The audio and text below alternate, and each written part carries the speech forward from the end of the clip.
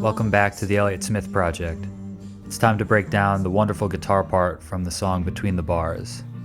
In my previous video, we looked at the recording style and some composition techniques Elliott Smith uses that make this song so special. But in this video, we're learning how to play the guitar part. I think it's amazing that even on one of his relatively simple songs, he's able to add so much complexity and melodic movement within the mostly standard chord shapes that he uses.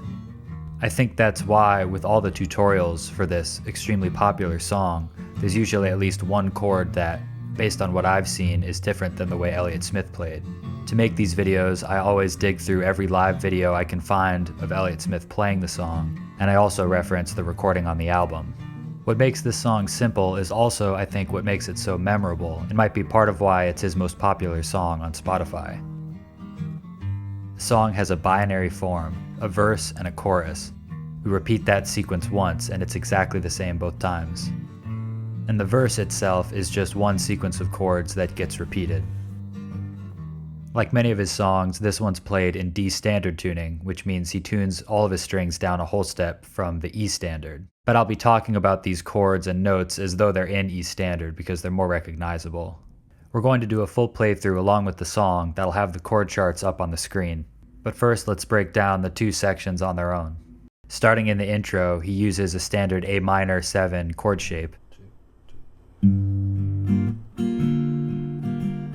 breaks it up into a rhythmic figure by muting the strings.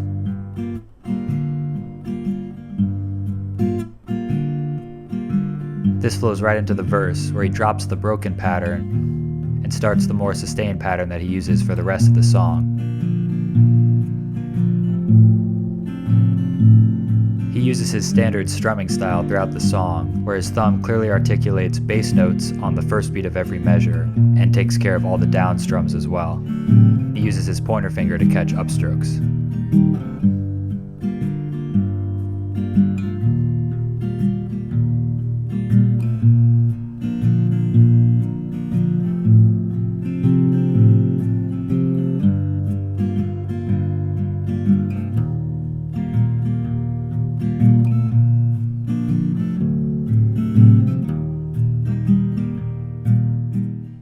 So notice in the second chord of the verse, he keeps his pinky down from the A minor 7 chord and crucially mutes the third string with his ring finger by flattening it just enough so that it still frets the second string.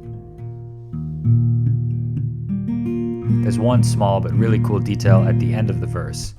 He changes the strumming pattern, which previously had been emphasizing 1 and 3 but leaves 2 kind of empty.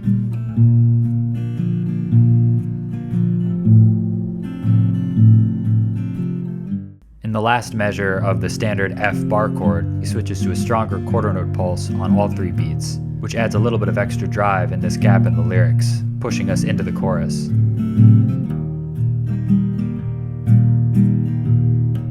Now let's look at the chorus.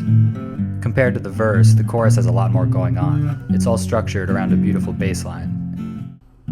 I went over it in more detail in the previous video, looking at the incredible counterpoint with the vocal melody, but let's listen once through this bass line on its own, since he's bringing these notes out on the downbeat of each chord.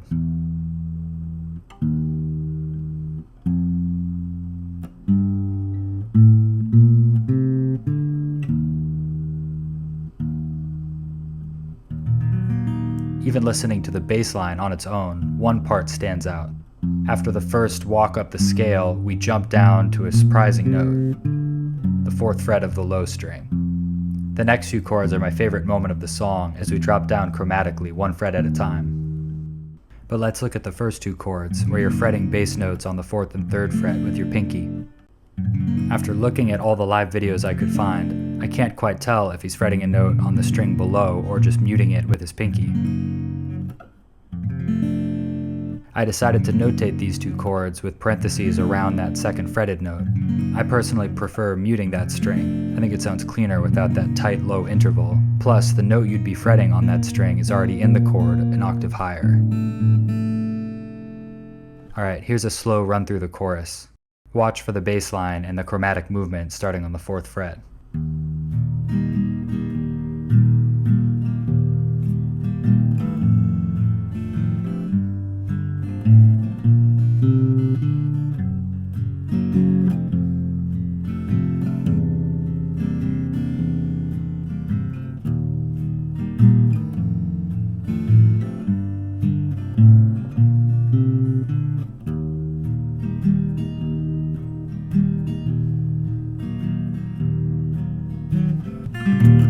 many of you probably know, YouTube doesn't pay at all for music content like this when it's not just taking videos down completely. And the hard copy songbook I made, covering all the songs on the self-titled album, I priced as low as possible to cover the cost of making them. And thank you, by the way, to everyone who's bought a book. I'm already working on the Either Or songbook. But for everyone who wants to keep supporting this channel and even have some say in the content, I just started a Patreon. For $5 a month, you get free downloads of all the tabs and transcriptions I do, early access to videos, plus I'm going to be doing a monthly member poll where members can vote on songs for me to cover outside of my album series. I get a lot of requests to do videos on unreleased tracks, even Heat Miser songs or songs by other artists. I'm really excited to see what direction it's gonna go, and the Patreon support will have a big impact on me being able to spend more time making these videos. So thanks everyone again for watching, and now it's time for a full play along.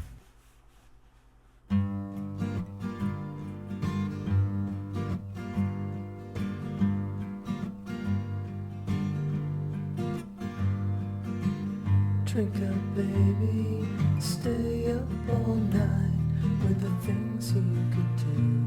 You won't, but you might. The potential you'll be that you'll never see.